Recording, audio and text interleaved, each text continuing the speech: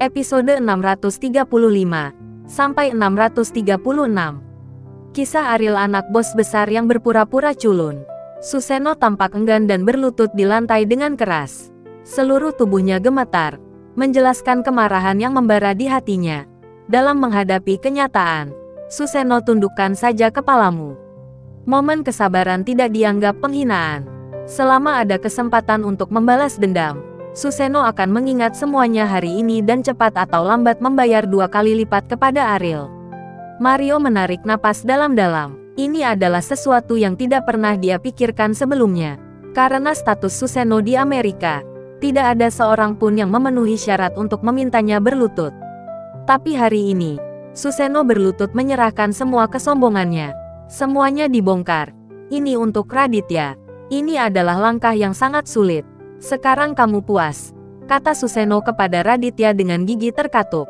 Inilah yang harus kamu lakukan, kata Raditya dengan tenang. Susanoo menganggap posisi spiritualnya memalukan dan memulihkannya satu persatu. Kemudian Susanoo berlutut di depan patung semua roh dan membungkuk dalam-dalam. Susanoo membenci perilaku Raditya di dalam hatinya. Inilah sebabnya dia selalu memperlakukan Susanoo sebagai sampah. Bagaimana orang kuat bisa berlutut di hadapan sekelompok orang mati? Saya akan menyampaikannya kepada Ariel. Tapi apa yang dia pilih bukan dari saya, kata Raditya setelah berdiri. Mata Susanoo setengah kosong, dengan niat membunuh di pupilnya. Meskipun dia menahan diri, dia masih tidak bisa menyembunyikan niat membunuh itu. Setelah Susanoo dan keduanya pergi, Raditya menghela nafas. Ada apa? Darius bertanya dengan bingung. Jika dia tidak mati, dia akan menjadi ancaman besar bagi Ariel, kata Susanoo dengan tenang. Darius tertegun, dan kemudian dia mengerti apa yang dimaksud Raditya, dan berkata, karena ini adalah ancaman, semakin cepat diselesaikan, semakin baik. Setelah keluar dari kompleks keluarga Wibowo, Susanoo akhirnya tidak bisa mengendalikan amarahnya, dan ekspresi wajahnya begitu ganas hingga hampir berubah. Saya ingin seluruh keluarga ini masuk neraka dan mati dengan baik. Saya ingin membalas penghinaan 10 kali lipat hari ini. Mario tidak berbicara. Dia tahu betapa marahnya Susanoo saat ini. Tetapi dia lebih mampu mengenali kenyataan dan menerima muridnya secara pribadi. Ini setara dengan Ariel yang memiliki 4 sekte kiamat sebagai di belakang panggungnya. Dan kekuatan ini jelas bukan sesuatu yang memenuhi syarat untuk dilawan oleh Susanoo. Satu-satunya kesempatan untuk membalas dendam adalah ketika Ariel tidak lagi dihargai oleh Umar. Tetapi dalam hal ini, kecuali Umar, tidak ada orang lain yang memiliki kualifikasi untuk memutuskan. Oleh karena itu, dalam pandangan Mario, apakah Susanoo dapat membalas dendam sekarang harus diserahkan pada takdir, bukan sesuatu yang dapat dia putuskan sendiri. Ariel memiliki seorang putri, temukan orang ini untukku segera, kata Susanoo. Ini adalah rutinitasnya yang biasa. Susanoo pernah berkata, ketika seorang pria ada di dunia, tidak ada kerugian yang akan menimpa istri dan anak-anaknya. Kata-kata ini justru sebaliknya bagi Susanoo, yang melakukan apapun untuk mencapai tujuannya, tidak pernah menganggap serius moralitas. Ya, meskipun Mario tahu betul bahwa pada tahap ini Susanoo harus menunggu peluang daripada mencarinya, karena dalam proses pencarian, Susanoo mungkin membuat situasinya semakin berbahaya, tetapi Mario harus mematuhi perintah Susanoo. Pada saat yang sama, di area Villa Yundingshan di Bandung, Lina, yang sekarat, dibawa kembali ke kamar dari balkon oleh Rosa. Setiap hari Rosa akan melemparkan Lina ke balkon dan merasakan hawa dingin beberapa kali. Dia ingin Lina memahami secara mendalam rasa sakit yang dia rasakan ketika dia melemparkan Aisila ke balkon. Bagaimana Lina berlutut memohon belas kasihan atau bersujud, itu tidak akan membantu, karena wanita seperti ini sama sekali tidak layak untuk disimpati. Saat itu, Lina menghina Ariel, yang membuatnya merasa menyalahkan diri sendiri tanpa henti. Sekarang Lina telah memperlakukan Aisila seperti ini. Meskipun Rosa menghukum Lina tidak akan menggantikan Ariel. Tapi sebagai nenek Aisila, dia harus membalaskan dendam Aisila. Melihat Lina, yang meringkuk di lantai dan menggigil, kulitnya berubah. Rosa berkata dengan dingin, siapa yang membawa Aisila? Tahukah kamu di mana dia? Tidak mendapatkan jawaban yang diinginkannya. Karena Lina jelas-jelas hanyalah sebuah alat. Dan dia mungkin bahkan tidak tahu siapa pihak lain itu. Tetapi karena kepeduliannya terhadap Aisila, Rosa mau tidak mau bertanya. Lina menggelengkan kepalanya. Sejauh ini, dia hanya bertemu dengan pengemudinya. Adapun siapa yang berada di belakang layar, dia tidak tahu. Saya tidak tahu apa yang ingin dilakukan pihak lain setelah menangkap Aisila. Aku tidak tahu. Aku benar-benar tidak tahu. Tolong, biarkan aku pergi. Setelah aku keluar dari Bandung, aku tidak akan pernah kembali lagi. Tolong beri aku kesempatan. Lina berlutut di kaki Rosa sambil memegangi kedua tangan meraih betis Rosa. Berdoa dengan air mata, Rosa mengusir Lina dan berkata dengan suara dingin, "Wanita kejam sepertimu masih ingin mendapatkan simpati. Apakah kamu memenuhi syarat? Aku tahu aku salah. Aku benar-benar tahu aku salah. Aku tidak mau menderita hal seperti ini lagi. Tolong, jangan siksa," kata Lina dengan air mata berlinang. "Apakah kamu lupa bahwa kamu menggunakan penyiksaan seperti ini pada cucumu sendiri? Dia hanyalah seorang anak kecil yang berumur kurang dari sebulan saat itu. Pernahkah kamu memikirkan betapa menyakitkannya dia?" Rosa memikirkan Aisila disiksa di balkon pemandangan angin dingin sangat memilukan. Bukan saja dia tidak bersimpati pada Lina, tetapi dia menjadi semakin marah. Menarik rambut Lina dan memaksanya mengangkat kepalanya. Rosa menamparkan wajah Lina yang masih bengkak beberapa kali. Lina menjerit kesakitan. Untuk orang egois seperti dia, selama ada kepentingan langsung, dia tidak pernah peduli dengan konsekuensinya. Tapi ketika konsekuensinya benar-benar datang, dia akan merasa menyesal. Saat ini, Kaori mausik kamar. Lina merangkak ke kaki Kaori seolah dia telah melihat penyelamat. "Kaori, tolong bantu aku. Bantu aku. Aku ibumu," kata Lina dengan panik. Kaori memandang Lina dengan dingin. Ketika Lina memiliki niat membunuh terhadap Ariel, cinta ibu anak Kaori padanya menjadi jauh lebih lemah. Kaori tidak lagi menganggap Lina sebagai ibunya. Hubungan keluarga yang lebih kental dari air ini sudah lama tidak ada artinya lagi bagi Kaori. "Kamu tidak pantas mendapatkannya." Setelah Kaori berkata kepada Lina, dia mengangkat kepalanya dan berkata kepada Rosa, "Bu, kamu boleh makan sekarang." Lina sangat tertekan oleh teriakan Kaori menjadi putrinya, tapi dia menutup mata. Lina tahu jika dia tidak berulang kali mencoba bunuh cucunya, dia tidak akan pernah berakhir seperti ini. Sayangnya, tidak ada gunanya menyesalinya sekarang. Setelah keduanya pergi, Lina berjongkok di sudut dengan ekspresi kusam di wajahnya. Melihat secara detail apa yang terjadi selama setahun terakhir, meskipun keluarga Wijaya telah menjalani kehidupan yang baik, dia telah jatuh ke titik ini. Semua ini disebabkan oleh Ael sekali lagi mengalihkan tanggung jawab kepada Ariel. Jika orang yang tidak berguna ini mati lebih awal, bagaimana dia bisa menjadi seperti sekarang ini? Di lantai bawah, saat mereka sedang makan, Bimo tiba di rumah, dan pria ini tanpa malu-malu mengambil mangkuk dan sumpit dan duduk di meja makan. Di depan Rosa, Bimo berperilaku cukup hati-hati. Baginya, level keluarga Wibowo di Jakarta sudah menjadi sesuatu yang hanya bisa dia hormati. Jadi saat menghadapi Rosa, Bimo harus lebih berhati-hati.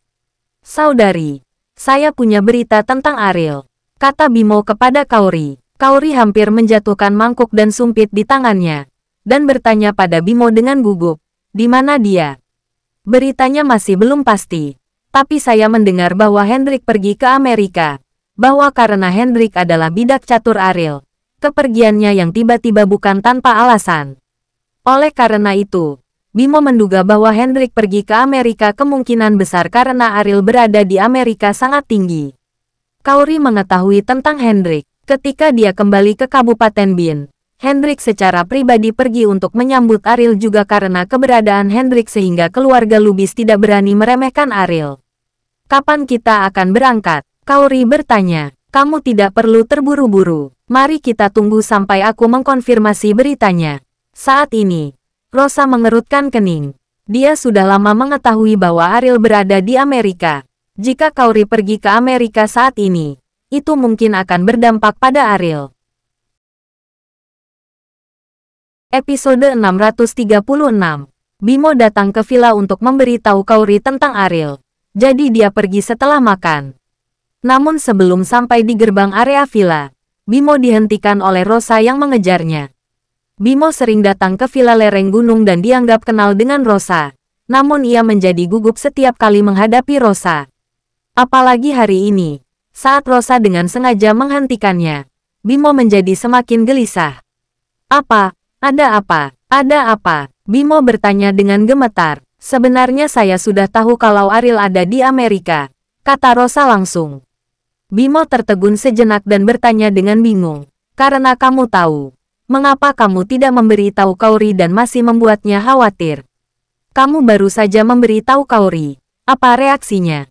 Rosa bertanya. Bimo ingat bahwa reaksi pertama Kaori saat itu sangat bersemangat.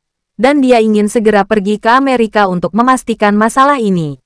Dia akan pergi menemuinya, kata Bimo. Menurutmu mengapa Ariel tidak memberitahu Kaori tentang dia tinggal di Amerika? Rosa terus bertanya. Bimo tidak bodoh. Rosa mengatakannya dengan jelas. Dia secara alami dapat memahami artinya. Dan segera merasa bahwa dia telah membuat keputusan yang salah dengan memberitahu Kaori tentang masalah ini. Jika Ariel tidak memiliki sesuatu yang penting untuk dilakukan, mengapa dia harus menyembunyikannya dari Kaori? Mungkin hal terakhir yang dia inginkan adalah Kaori mencarinya sekarang. Saya mengerti. Saya akan memberitahu Kaori bahwa berita itu salah. Rosa mengangguk, berkata, Anda adalah penolong yang sangat baik untuk Ariel. Saya tahu bahwa semua yang Anda lakukan adalah untuk kebaikannya. Tetapi dari sudut pandangnya, tidak semua yang Anda lakukan adalah hal yang baik. Saya harap Anda akan membuat keputusan apapun di masa depan. Aku mengerti, kata Bimo dengan kepala menunduk. Rosa tidak sengaja menunjukkan auranya, tetapi berdiri di depannya. Bimo merasa auranya sedang ditekan, dan perasaan ini sangat kuat. Tidak ada lagi yang bisa dilakukan. Lanjutkan dan lakukan pekerjaanmu.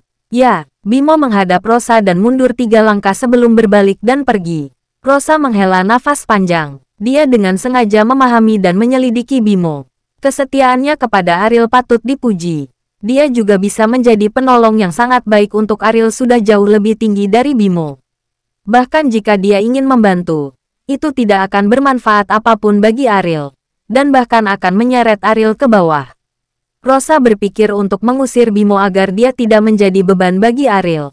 Tapi setelah memikirkannya dengan hati-hati, ini adalah masalah Ariel. Jika dia ikut campur sesuka hati, kemungkinan besar itu akan menyebabkan ketidakpuasan Ariel. Rosa tidak berani membuka jalan bagi Ariel dengan mudah. Dengan karakter bocah itu, meskipun kamu adalah bidak catur yang tidak berguna, dia tidak akan meninggalkanmu. Terkadang terlalu menekankan pada persahabatan juga bisa menjadi batu sandungan dalam perjalanan menuju kesuksesan. Rosa berkata pada dirinya sendiri. Keputusan Rosa jelas merupakan keputusan yang sangat bijaksana, karena Ariel tidak akan pernah mengizinkannya melakukan hal ini. Tidak peduli seberapa tinggi kedudukan Ariel di masa depan, tidak peduli betapa mulianya prestasinya, baginya, beban Bimo sebagai saudara tidak akan pernah berkurang. Beberapa orang mungkin berpikir bahwa mereka yang mencapai hal-hal besar tidak terpaku pada hal-hal sepele. Namun dalam pandangan Ariel, jika seseorang meninggalkan saudara dan hati nuraninya demi kesuksesan, maka kesuksesan yang didapat dengan cara tersebut tidak akan diragukan lagi. Di Amerika di Kompleks Indonesia. Setelah masa pemulihan, Ariel akhirnya bisa bangun dari tempat tidur. Meskipun dia dalam postur masih lemah, dia bisa melakukan banyak hal sendirian, yang merupakan keberuntungan bagi Ariel. Bagaimanapun, Melissa bukanlah Kaori. Dan tidak nyaman baginya untuk melakukan apapun. Bahkan jika Ariel tahu bahwa Melissa akan bersedia melakukan apapun, Ariel tidak bersedia mengambil langkah itu. Ariel senang, namun Melissa tampak sedikit kecewa. Ia bahkan berharap Ariel bisa tinggal di tempat tidur lebih lama agar bisa menjaga Ariel setiap hari dan membuatnya merasa bersama Ariel. Dokter mengatakan kemampuan pemulihan tubuhmu sangat menakutkan. Kamu pasti bukan manusia, Melissa berkata kepada Ariel dengan ekspresi tidak puas di wajahnya. Tapi berapa lama? Dia sudah bisa bangun dari tempat tidur. Apalagi patah kakinya sudah pulih dengan sangat baik. Bagi Melissa, ini hampir sama dengan berita kematian. Karena begitu Ariel pulih, dia tidak punya alasan untuk tinggal bersama Ariel. Ariel tersenyum tipis. Kemampuan pemulihannya yang luar biasa telah ada sejak dia masih kecil. Melihatmu, kamu berharap aku bisa tetap di tempat tidur selama 1,5 tahun. Wanita sungguh kejam, kata Ariel. Ini bukan hanya 1,5 tahun. Selama aku bisa berada di sisimu, itu akan baik-baik saja selama sisa hidupku. Melissa tidak pernah malu mengungkapkan emosi dan keinginannya di depan Ariel, dan dia sangat berterus terang setiap saat. Dihadapkan pada kata-kata lugas seperti itu, Ariel seringkali memilih berpura-pura tidak mendengarnya, karena tidak tahu cara terbaik untuk menyikapinya. Setelah penolakan kejam yang tak terhitung jumlahnya berakhir dengan kegagalan, Ariel tidak tahan untuk terus menyakiti Melissa. Dan bukan binatang buas. Kenapa kamu tidak bicara? Melissa bertanya sambil menatap kosong ke arah Ariel. Cuacanya bagus hari ini. Kenapa kamu tidak jalan-jalan? Ariel menatapnya dan dengan sengaja mengganti topik pembicaraan.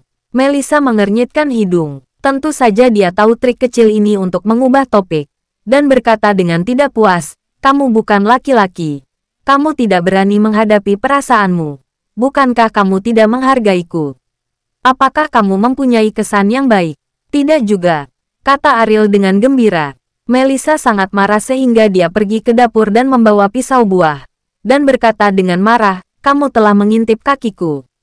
Ariel berkedip keras. Dia adalah pria normal yang mengenakan pakaian di rumah sangat ringan. Dan wajar jika melihatnya 2 kali.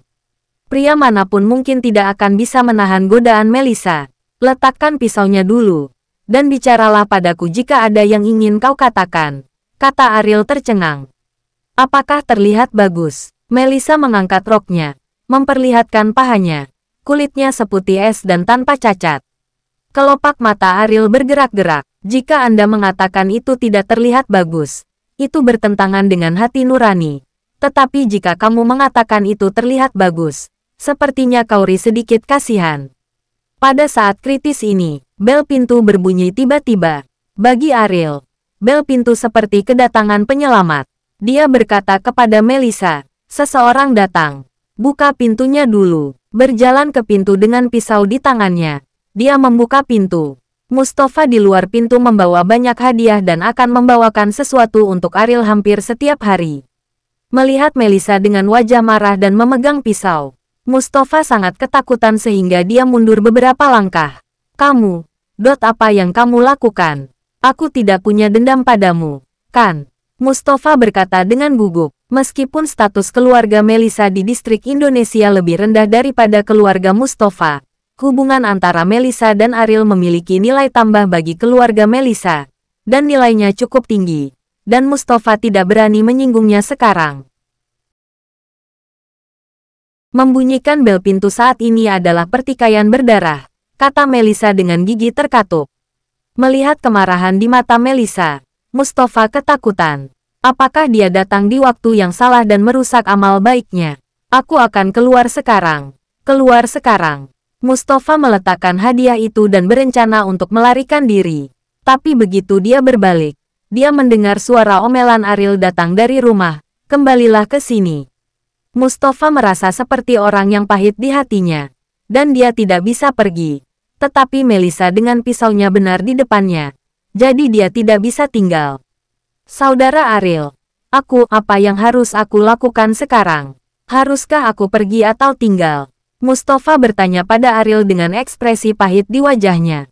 Ariel tertatih-tatih keluar dari pintu dengan tongkat, dan berkata kepada Mustafa, pergi dan dorong kursi roda itu keluar. Aku ingin keluar jalan-jalan. Mustafa memandang Melissa dengan hati-hati, dan dia memblokir pintu dengan pisau. Seolah-olah beraninya dia melewati dewa pembunuh. Mustafa bertanya-tanya, bukankah hari ini adalah hari yang cocok untuk pergi keluar? Jika dia tahu lebih baik, dia akan tinggal di rumah dan tidak pergi kemana-mana. Bersambung.